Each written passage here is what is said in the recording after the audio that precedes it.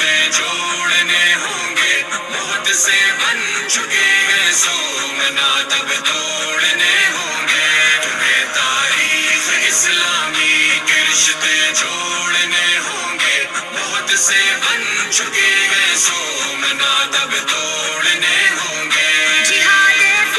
بسم اللہ الرحمن الرحیم۔ السلام علیکم۔ اسلامی تاریخ کے چند اوراق۔ تاریخ اسلام 300 ہجری سے 325 ہجری تک۔ تاریخ کے اوراق پلٹیں تو 300 ہجری سے 325 ہجری تک کا دور اہل بیت علیہ السلام کے پیروکاروں کے لیے ظلم، صبر اور خاموش مزاحمت کا عہد تھا۔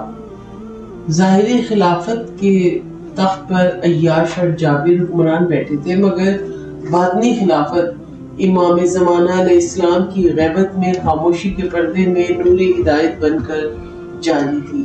نہ تلواریں تھیں، نہ لشکر، صرف امام علیہ السلام کے خطوط، نائبین اور باایمان دل جو تاریکی میں چراغ بنے رہے۔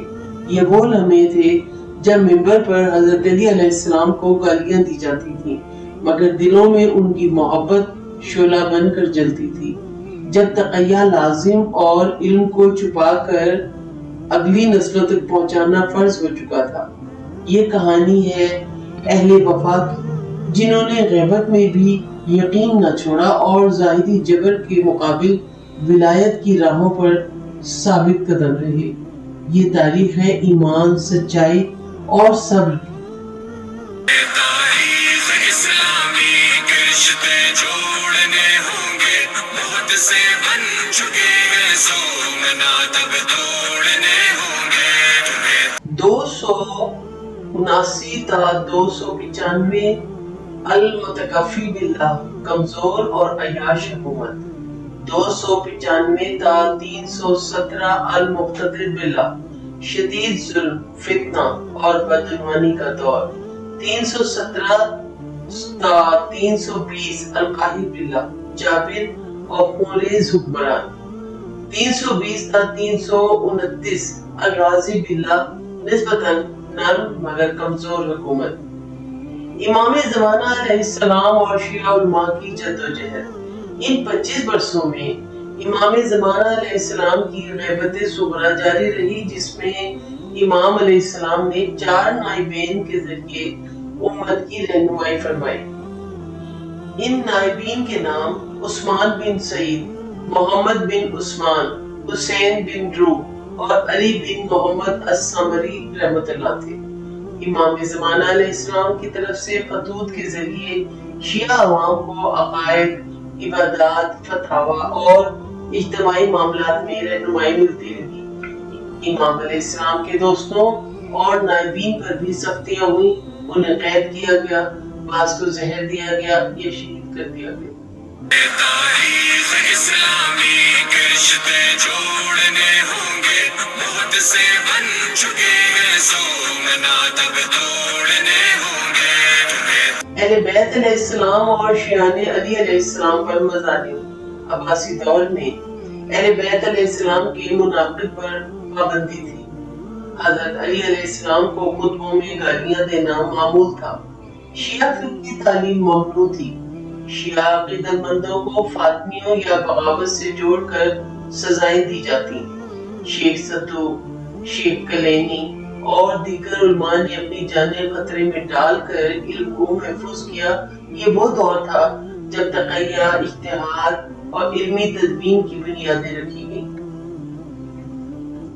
تاریخ اسلامی کے رشتے جوڑنے ہوں گے، بہت سے بن چکے ہیں سومنا تب توڑنے ہوں گے، تمہیں 300 ہجری۔ اس سال عباسی خلیفہ المعتضد باللہ 279 تا 289 ہجری کی وفات کے بعد خلافت کمزور ہو چکی تھی۔ شیعہ امام حضرت امام محمد بن حسن العسکری علیہ السلام کی شہادت کو کئی دہائیاں گزر چکی تھی اور امام مہدی علیہ السلام غیبت صغریٰ میں تھے۔ شیعہ عوام کو امام علیہ السلام کی جانب سے ہدایات نائب خاص کے ذریعے مل رہی تھی۔ اہل بیت علیہ السلام کے جاننے والوں کو سرکاری طور پر بدعتی اور باغی کہا جاتا تھا۔ 305 ہجری عباسی خلافت میں المقتصد باللہ کی کمزور حکومت تھی۔ امام مہدی علیہ السلام کے نائبین میں اس وقت حسین بن روح نوبختی نمایاں تھے، جو بغداد میں امام علیہ السلام کی نیابت فرما رہے تھے۔ عباسی دربار نے نوبختی کو قید میں بھی ڈالا، مگر وہ امام علیہ السلام سے رابطے میں رہے۔ اہل تشیع کی مجالس، ذکر اور روایات خفیہ طریقے سے جاری تھیں۔ 310 ہجری اس سال کے آس پاس شیخ کلینی رحمت اللہ نے حدیث مجموعہ الکافی پر کام شروع کیا۔ یہ شیعہ علمی ترقی کا دور تھا، اگرچہ سیاسی طور پر سخت ترین حالات تھے۔ اہل بیت علیہ السلام پر کھلے عام گفتگو ممنوع تھی اور مناقب علی علیہ السلام بیان کرنے پر سزا دی جاتی تھی۔ اہل علم تقیہ کے ساتھ اپنے فرائض انجام دے رہے تھے۔ 312 ہجری فاطمی تحریک شمالی افریقہ میں تیزی سے بڑھ رہی تھی، جو عباسی خلافت کے لیے ایک چیلنج بن چکی تھی۔ یہ تحریک اسماعیلی شاخ سے تعلق رکھتی تھی، لیکن شیعہ مزاج کی سیاسی ابھار کو ظاہر کرتی تھی۔ عباسی حکمران اہل تشیع کو فاطمیوں سے جوڑ کر ظلم کا نشانہ بناتے تھے۔ اہل بیت علیہ السلام کے پیروکاروں کو بغاوت کا سبب قرار دے کر گرفتار کیا جاتا۔ 315 ہجری حسین بن روح رحمت اللہ قید سے رہا ہوئے اور دوبارہ نیابت خاصہ انجام دینے لگے۔ امام مہدی علیہ السلام کی خطوط، تحریری ہدایات ان کے ذریعے شیعہ عوام تک پہنچتی رہی۔ بغداد میں شیعہ اور اہل سنت کے درمیان فقہی مناظرے شروع ہو چکے تھے۔ عباسی حکومت نے تقیہ کے دور کو مزید سخت کر دیا تاکہ امام مہدی علیہ السلام سے تعلق کو ختم کیا جا سکے۔ تاریخ اسلامی کے رشتے جوڑنے ہوں گے، بہت سے بن چکے ہیں سومنا تب توڑنے ہوں گے۔ 320 ہجری اس سال علی بن محمد الثمری کو امام مہدی علیہ السلام نے نیابت کے لیے مقرر فرمایا۔ یہ امام علیہ السلام کے آخری نائب خاص تھے، جنہوں نے امام علیہ السلام کی جانب سے خطوط پہنچانے اور فتاوی جاری کرنے کا کام سنبھالا۔ علماء شیعہ نے فقہ، اصول اور حدیث کو مضبوط بنیادوں پر استوار کرنا شروع کیا۔ عباسی دربار میں ترک اور دہلوی غلاموں کا اثر بڑھتا جا رہا تھا، جو خلافت کی مزید کمزوری کا سبب بن رہا تھا۔ 325 ہجری یہ سال شیعہ تاریخ میں غیر معمولی اہمیت رکھتا ہے، کیونکہ اسی سال امام مہدی ہادی علیہ السلام کی جانب سے ایک آخری خط موصول ہوا۔ اس خط میں امام علیہ السلام نے فرمایا: اے علی بن محمد الثمری، 6 دن کے اندر تم وفات پا جاؤ گے اور تمہارے بعد کوئی نائب مقرر نہ ہوگا۔ غیبت کبریٰ کا آغاز ہو چکا ہے۔ بہار الانوار جلد 51۔ پھر علی بن محمد الثمری 15 شعبان 325 ہجری کو وفات پا گئے۔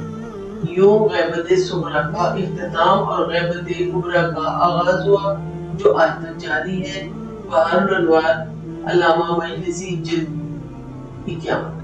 تاریخ اسلامی کے رشتے جوڑنے ہوں گے، بہت سے بن چکے ہیں سومنا تب توڑنے ہوں گے۔ شیعہ امت کی ذمہ داریاں اس نئے دور میں غیبت کبریٰ کے آغاز کے بعد امام زمانہ علیہ السلام نے واضح فرمایا کہ جو فقہ علماء اپنے نفس کا محافظ ہو، دین کا عالم ہو اور زمانے کے حالات سے باخبر ہو، وہ تم پر میری حجت ہے۔ یہی وہ اصول ہے جس کی بنیاد پر علماء اور مجتہدین کی قیادت کو تسلیم کیا گیا اور شیعہ معاشرہ رفتہ رفتہ اجتہاد، تقلید اور فقہ کی بنیادوں پر استوار ہونے لگا۔ علمی و فقہی ارتقاء کا آغاز۔ اس تاریخی موڑ کے بعد شیعہ علماء کی بڑی ذمہ داری تھی کہ وہ امام زمانہ علیہ السلام کی تعلیمات کو محفوظ رکھیں اور امت کی رہنمائی کریں۔ تاریخ اسلامی کے رشتے جوڑنے ہوں گے، بہت سے بن چکے ہیں سومنا تب توڑنے ہوں گے تمہیں۔ تاریخ کے ان 25 فصلوں نے ہمیں یہ سبق دیا کہ جب ظالم وقت کا اندھیرا چھا جائے تب اہل حق علم تقوی اور صبر کے چراغ روشن کرتے ہیں۔